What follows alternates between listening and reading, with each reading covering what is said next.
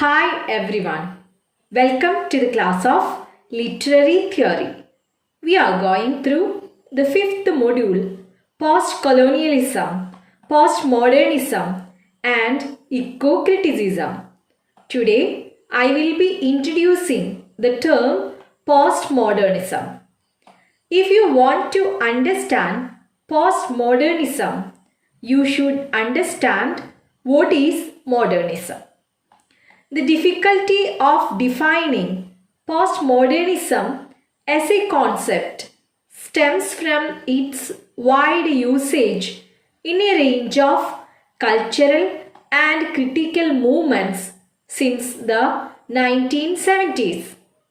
Postmodernism describes not only a period but also a set of ideas and can only be understood in relation to another equally complex term, modernism. Modernism was a diverse art and cultural movement in the late 19th and early 20th centuries, whose common thread was a break with tradition, epitomized by poet Ezra Pound's 1934 injection to make it new. New modernism, we all know, came somewhere around 1910.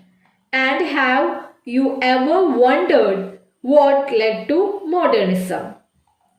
While writers like T.S. Eliot, Matthew Arnold would talk about fragmented world and absence of faith.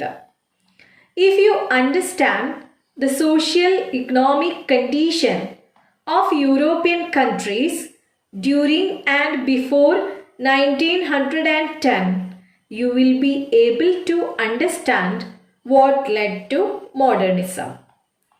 Once you understand modernism, I am pretty sure that you can easily understand postmodernism. Let's first understand what is modernism. But before that, it is very important to know how modern and modernism are different from each other. These two words, modern and modernism, seem to be alike, but they are very different. If you look at the word modern, you can define it by historic sense. So what is modern? Modern is when you don't either to the previous notions or traditional values. In that case, every age is a modern age. If you look at your parents, they call you as your modern generation. We are not following the values or principles of our parents' generation. If you ask your parents, they will tell you their parents used to say the same thing to our parents. They also used to say that they are modern. Why? Because each generation drifts from the previous generation. And this drift is modern.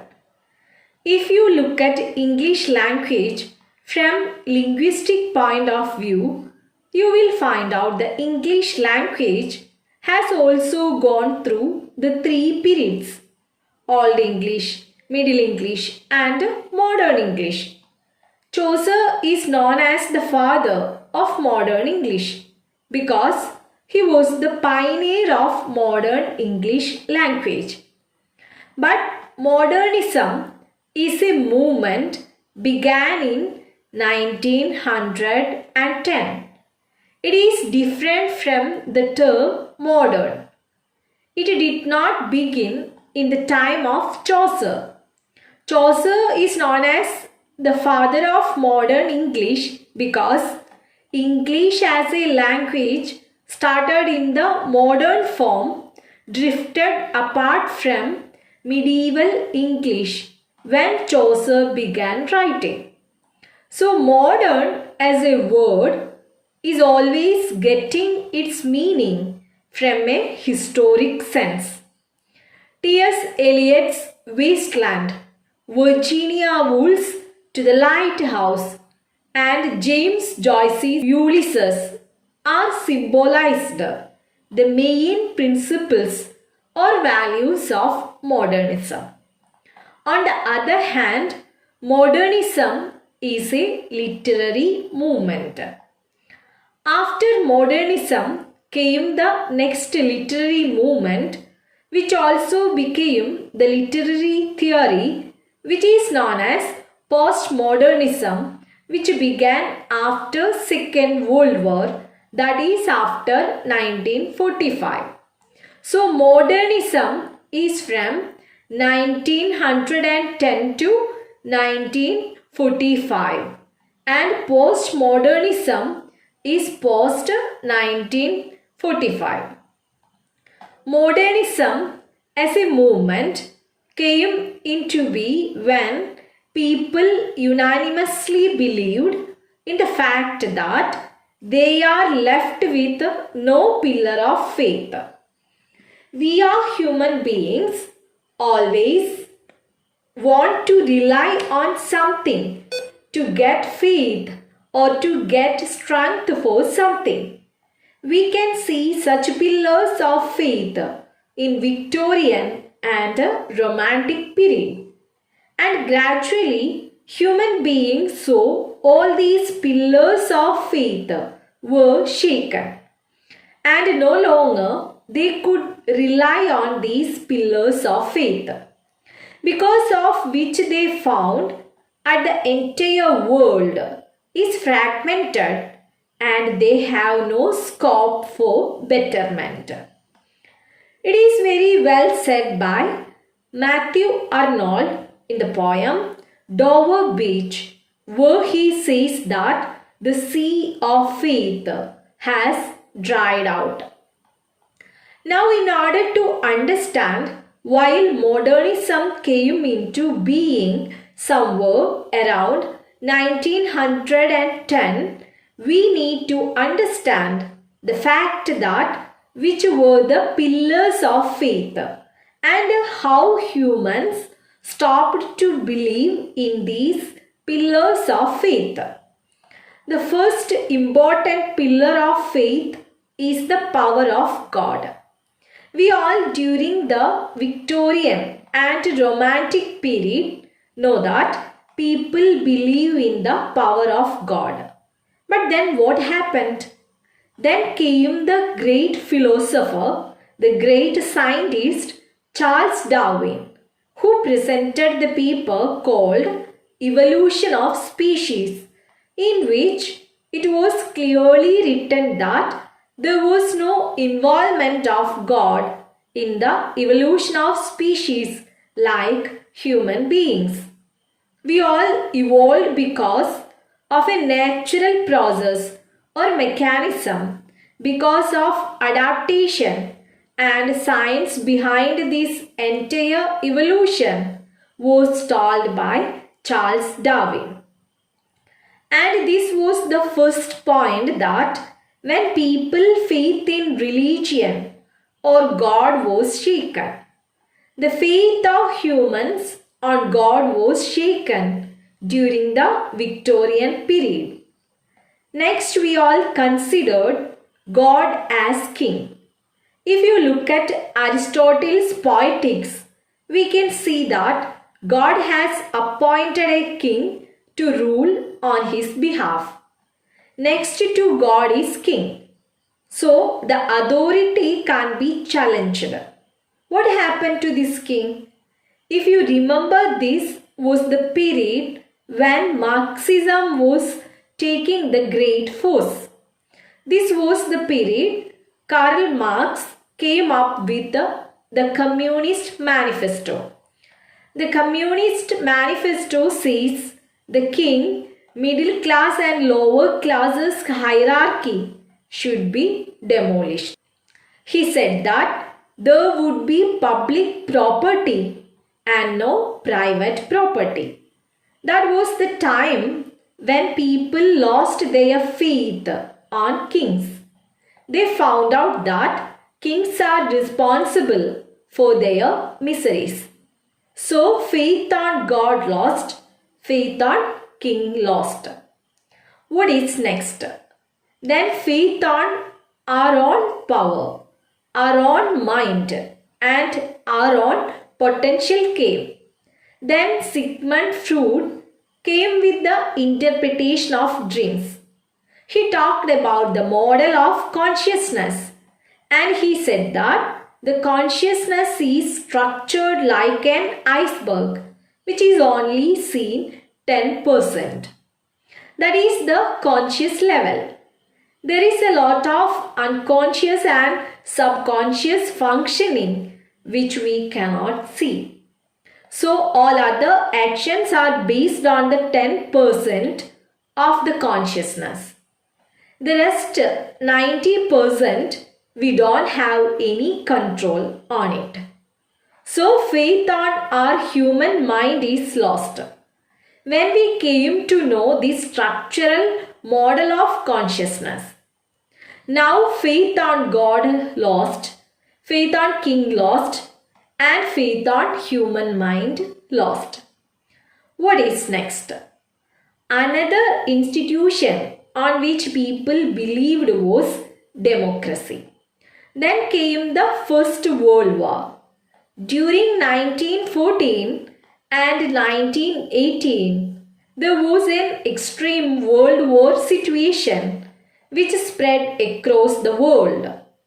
Lots of soldiers were killed, widespread bloodshed took place, and then this World War First, which was fought in the name of democracy, came out with no result, no conclusion. And that was the period when people started to questioning the institution of the democracy. They started to question their faith in democracy. They believed democracy is the reason that they are free, they are liberated, they have the power to speak. But then it was democracy which was responsible for the widespread bloodshed. So their faith in democracy was brought down. Finally, this was time when science and scientific inventions were taking place. People had lots of belief in science. But when the atomic bombs were made, which could destroy the entire city, even just one atomic bomb, people started to see what bad science can do. When science makes money, that gives birth to technology. During the First World War, people were able to see the negative impact of science. Their faith in science was also shaken. We can look at the pillars of strength: faith in God, king, individual or human mind, democracy, and science.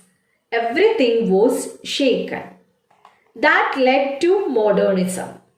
There was nothing on which we could rely or help us out of problems. This was modernism.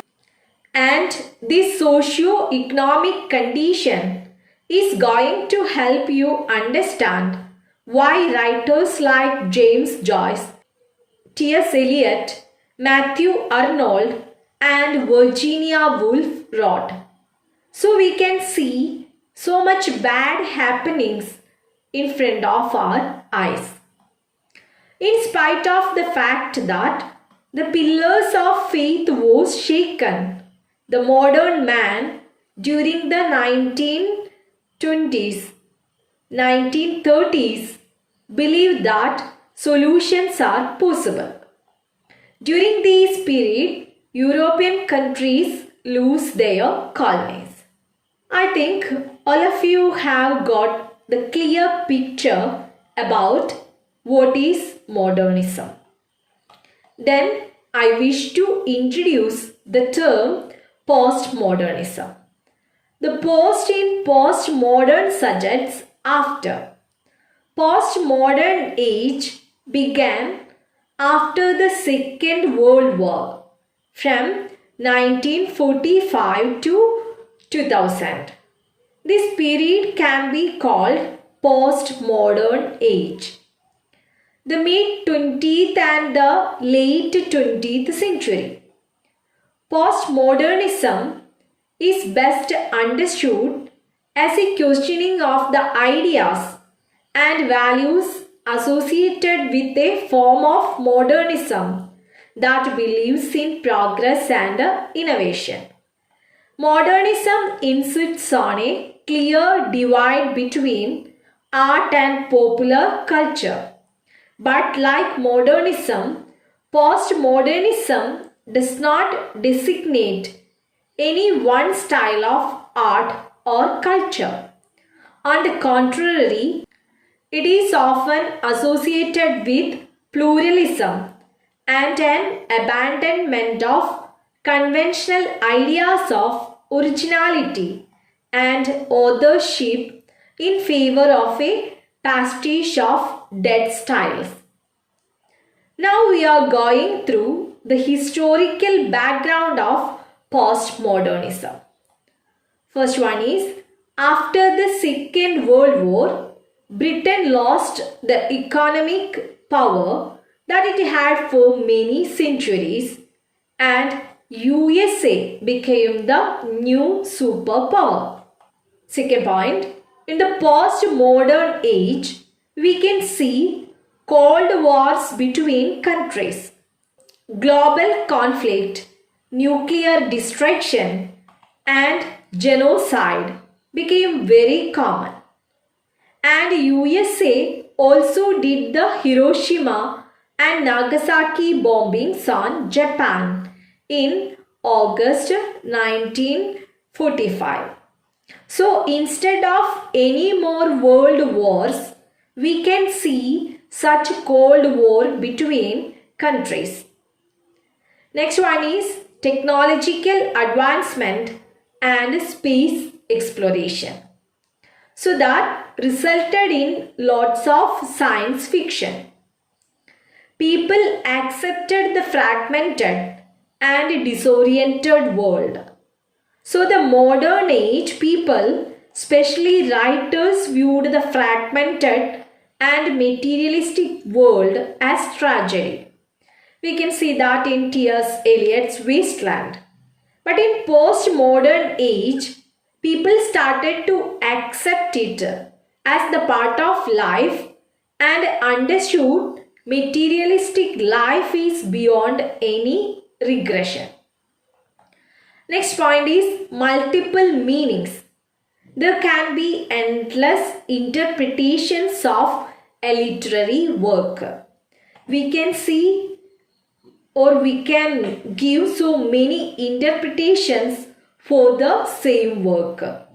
They believe that the real can be endless meanings of a poem or a novel. It is very similar to a post-structuralist. Next point, in postmodernism, we have post-colonialism, which is the cultural legacy of colonialism. It focuses on the control and exploitation of colonized people and their land. These are the things that happened in the postmodernism. Now we are going to look at the literary features of the postmodern age. In this class, I will be introducing only 2 or 3 literary features. Rest of the features we will be continuing in our next class. First one is Theatre Act 1968. It abolished censorship of the stage in Britain. As a result, theatre is started blooming in Britain again. And we have great playwrights such as Samuel Beckett, Harold Pinter, John Osborne in the postmodern age. Second one is Theatre of the Absurd literary movement in Britain, pioneered by Samuel Beckett and Harold Pinter. These playwrights was influenced by Albert Camus's essay, The Myth of Sisyphus. In The Myth of Sisyphus tells that there was a person like Sisyphus who was punished to roll a rock up on the hill. And again the hill used to roll down, and again used to do the same thing and rolled it upwards. So the common man's struggle in life is compared to that of Sisyphus' work. In the theatre of absurd plays, action of characters are not logical. Time and space are not clear. Ending is often not conclusive. There are symbolic representations. We can see long pauses and dialogues. Next literary movement is the Angry Young Man Theatre. The Angry Young Man Theatre, the literary movement in Britain after the Second World War. It was a revolt against social inequality. It shows the frustration of lower class people. John Osborne wrote the play Look Back in Anger. Next one is Confessional Poetry. This literary movement that started in America during 1950 to 1960. The poems are personal confessions of the poet. Themes were divorce, sexual abuse, mental illness, depression, death, many more. Some popular writers and poets who were in this movement of confessional poetry are Sylvia Plath, Robert Lowell, and Sexton. Next literary movement is pastiche. Pastiche is a combination of multiple genres to create a unique narrative. In postmodernism, the writers took inspiration of previous literary contracts to create a new contrast style. They used plenty of literary motifs and narratives. In novel, William Burroughs combined science fiction with detective fiction. This is the classic example of pastiche. I think this is enough for today's class. We can see some more literary movements relating postmodernism. We will be introducing the rest of the literary movements in our next class. Today's class we covered what is modernism and the general introduction about postmodernism. Take care and stay at home. Thank you.